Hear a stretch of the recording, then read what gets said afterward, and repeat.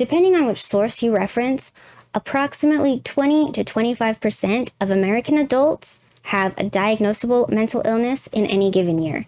That's about 1 in every 4 or 5 grown-up humans. So if it's not you, you probably at least know somebody that it is. And I am about to tell you of 6 things that so many people do on a daily basis that actually could be worsening their mental health. Now, this is definitely not an exhaustive list, but these are just a few things that I do or someone close to me does that we have noticed kind of suck. So let's get into it. Fancy meeting you here. My name is Brittany, and I post videos documenting my life as a mom with multiple chronic illnesses, both mental and physical. And I am so glad that you stopped by my video. At the end, I will request that you leave a thumb in whichever direction suits your fancy. If up happens to be your preference, I think it might also be a good idea if you wanted to subscribe to my channel, and then you can see more videos from me just like this. So, about those 6 things that can really hurt your mental health. I know that a lot of people do this, and I'm not saying that everybody that does this has really poor mental health. I'm just saying that if you are prone to mental health issues or you already have a mental illness, these things can possibly make it worse. So I'm just going to let you know what things to possibly avoid that might help your mental health a little bit. This first one, I really know can be very difficult to avoid for many people, but especially people with a chronic illness and especially parents. But not getting enough sleep can really harm your mental health. Sleep deprivation can make it harder for you to concentrate in just everyday tasks. It can make you more irritable or it can make you more easily overwhelmed, which I can attest to, honestly. When I have a bad sleep, it's just, I get a little snappy at my family members, and it's not nice. For those of us who already have a mental illness, lack of sleep can actually trigger an episode, which I actually didn't know, but it was on the internet, so you gotta believe that, obviously. I mean, it sounds logical though, so I'm gonna believe it. Number 2 is something that I kind of hear a lot from people: when you try to fish for compliments through negative self-talk. So, like when somebody says something nice and you're like, it's not really that great, or I messed up here and that's kind of horrible. When you try to do stuff like that to get more compliments out of somebody, then that actually can decrease your mental health, because saying those negative things about yourself can solidify the idea in your own brain that you don't deserve the compliment, and then that will decrease your self-worth and self-confidence. So rather than trying to get other people always to say nice things about you, just say nice things about yourself. And that can boost your self-confidence and your self-worth. Like, you don't need other people to tell you about your value. You have your own value. You don't need permission to be valued. Another big one that I have heard of a lot of people doing is bottling up your emotions. Or another way to look at it is when you tell people that you're totally fine when you're actually not. Whenever I hear the phrase bottling up emotions, I picture like a bottle of soda, and you just like shook it, to get the fizz going. So every time you shake that soda bottle just a little bit by putting down your emotions or just saying I'm fine when you're actually not, every time you do that, the carbonation inside the bottle is just increasing pressure. And then if you keep doing it for long enough, then eventually the lid is just going to pop off and the whole thing's going to explode, and you're going to have a dang big mess to clean up. And it's going to be sticky and gross. But along with your emotions, if you know when it's already shaken up, or like if you accidentally shook it but you still want to drink it, you kind of untwist it just a little bit and let it like hiss at you, like psst, just for a second, and then the bubbles come up and then you close it, right? So it doesn't actually spill, but you have to keep letting out a little bit at a time, and then eventually you can actually open it all the way and drink it. So relating back to emotions, if you actually let out the little bit that's bothering you right now, it's just a small thing, and you can let it out, then you won't keep building up the pressure, and it'll stay not tight. I don't know where else I'm going with this analogy, but don't bottle up your emotions. Because then eventually you'll explode and have a whole meltdown, probably to somebody who didn't actually deserve it. So if you let out the little feelings as they happen, it will lead to less inner turmoil. Don't bottle up your emotions. This one is a real big one for me personally. It's getting distracted by failure. So as you're trying to learn something new or finish a huge project or something, if you keep getting distracted by the little things that you might not even be a failure, but they're not quite to your standards, you feel like a failure, you might not even be, but if you get distracted and focus on that, then you can't really keep moving forward. And then that's, of course, going to possibly lead to a depressive episode or, just make you sad. And that's not fun. So you can look at it as failure is necessary for success. You can't really improve without it. If you are stuck on a failure that has happened, you can use that as an opportunity to analyze it and see what can be done differently in the future so that you can avoid that dissatisfied feeling. I don't want to say that it's always a failure because I know I do some things and I'm like, oh my goodness, I failed. And then Jordan's like, you didn't fail. It's just not quite up to your high standards, but it's not a failure. So you can use that as like a push in the right direction. You can figure out what went wrong to make you not satisfied with whatever just happened and make it lead to a success in the future. But also, you need to celebrate your wins. So I know that when I'm in a project or something, if I have this failure, I'm going to focus on that because I need to do better. And like, how can I improve this? But I don't really focus on, well, this part actually went really well. And I'm very satisfied with the results of this area.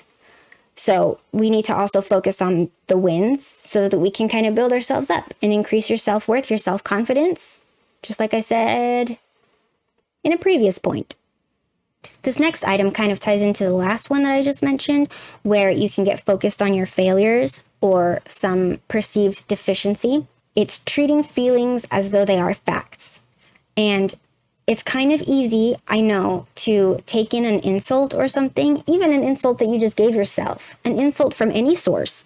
It's easy to take that in and just believe that it's true, but it's not necessarily true all the time. So when this happens, you can look at it objectively as you can anyway, and try and see what is going wrong that makes you feel this way and figure out how you can fix it to feel better in the future. And I've seen this phrase a lot, and I think it's real good and worth repeating here. Don't believe everything you think. Your brain can tell you some nasty things, and that doesn't always mean that it's true. So don't believe everything you think. You can challenge your thoughts. If it makes you feel negative in any way or bad or down on yourself, challenge it. It doesn't have to be fact, I also like to think for myself that there's never, ever a good reason to be offended. If somebody tells you something rude and insults you or whatever, tries to make you feel bad about yourself, there's no reason to get offended. Because on the one hand, if what they said was not true, then, well, it's not true. Disregard. Move along. But on the two hand, if what they said is true, then maybe it gives you an insight into how you can fix something that you're not quite as good at as you would like. For example, I think last week I posted a short on YouTube and I had the captions of what, like the audio in caption form, like down in the bottom portion of the screen. And somebody commented kind of in a rude way, but I still took it as constructive criticism. They said that you need to stop putting your captions right there because YouTube puts another, like the title or something, some other words right there and you can't get rid of them. So if those words are there and then my captions right there, nobody can read either thing because it's just letters on letters and it's just all jumbled. And so even though that person wasn't, the kindest about how they told me that, I was like, oh, dang, you're right. Because I made it with Instagram Reels in mind. And Instagram, you can make those words go away so that you can read what my video says, the little captions that I added. But on YouTube, I didn't even think about that. I just uploaded the same video, and I didn't realize that it would happen like that on YouTube. But now that I know, I keep it in mind when I'm editing my shorts that I need to put the captions like maybe here or up here instead, so that it's actually legible on all of the platforms I upload it to. You don't need to be offended just because somebody tried to offend you. Either they're wrong and you can dismiss it, or they're right and you can use it to improve. Yeah. This last point is definitely something that I have had to improve for myself as I have become chronically ill. It's if you say yes to people all the time, or you overbook yourself. So if somebody asks you to do something and you're always like, yeah, no problem, even though you know you just don't want to, or you don't have the energy, or you don't really have time in your schedule for it, but you still say, yeah, sure, I want to help you out, I want to be nice, that can definitely decrease your mental health. Because when you keep saying yes to everybody else, that kind of automatically means that you start saying no to yourself. And when you do that, it not only causes you to start taking less care of yourself, so your mental health can deteriorate, your physical health can, depending on how that works for you personally. It also can lead to feelings of resentment for that person or those people, and you might start to feel like you're taken advantage of, which honestly might be the case. But if you learn to start saying no, your mental health would probably increase, and then you can start taking care of yourself better. And it just establishes boundaries for people, which a lot of people seem to need written out plainly for them. I usually like to think of this in terms of tools. Like if you're using tools to do something, my brain always goes to like gardening tools. I don't know why, because I don't really garden. Nevertheless, the analogy works. So if you have gardening tools, like your little shovel and your spade, I think that's the same thing. I don't know. And a little like fork rake thing. I don't know what they're called. Gardening tools. We don't need names. And then you use them a lot for the dirt and whatever. But then if you don't also take care of those tools and you just kind of like leave them in the dirt and then they get rained on and, you know, whatever, or you just toss them in a bucket, then they can get rusty and they just like compact the dirt on them and they can get rusty and they're just not very effective anymore. So you need to wash them off or store them in a dry place or whatever. You need to take care of your tools or else they're not going to work for you in your garden anymore.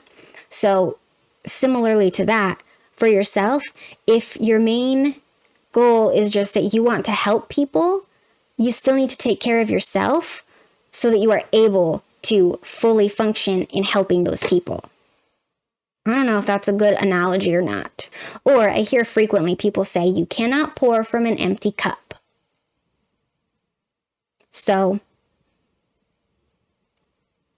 enough said, really. I think that explains itself. You need to take care of yourself before you can help others. Or else you just won't do a very good job. Those are just a few of many ways that you or someone you know might be decreasing your/their mental health. I really hope that this list might have helped you. If you can think of somebody else that it might help, I would love if you shared with them. And here's the end where I'm going to request, as I said before, your thumbs in whichever way you feel was appropriate for this particular video. And if you enjoyed, then I think it would be appropriate for you to subscribe to my channel. If you have any tips and ideas of your own on how to increase your mental health, or if you have experiences that you would like to share regarding these tips that I gave you, go ahead and leave me a comment down there. Leave a comment. I would love to read it, and hopefully it can help some other people in the community. Toodles! I need more words. I need to have a thesaurus when I'm doing this. I have a computer right here. Stupid. Get the thesaurus.